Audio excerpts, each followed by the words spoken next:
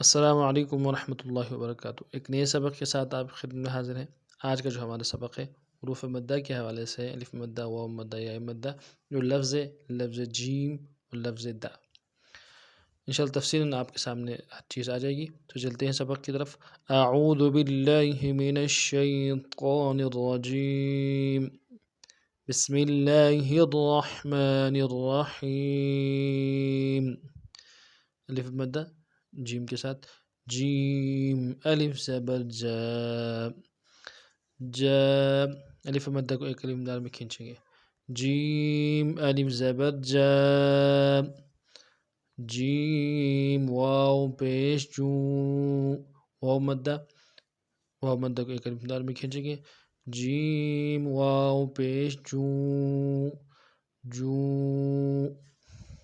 اگلا لفظ جو یا مدہ، جیم یا زیر جی، جی یا مدہ کو ایک الف دار میں کھینچیں گے، جیم یا زیر جی۔ اب تینوں کو رواں پڑھیں گے، جا، جو، جی۔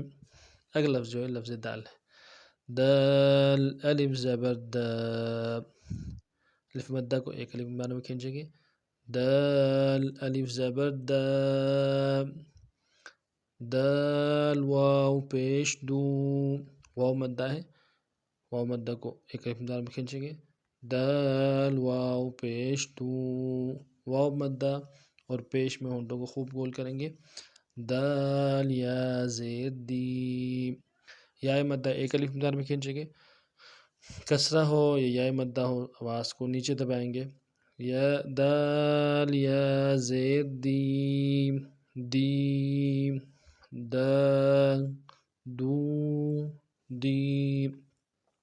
اب پورے سبق کو رواں پڑھتے ہیں، جا، جو، جی، دا، دو، دی۔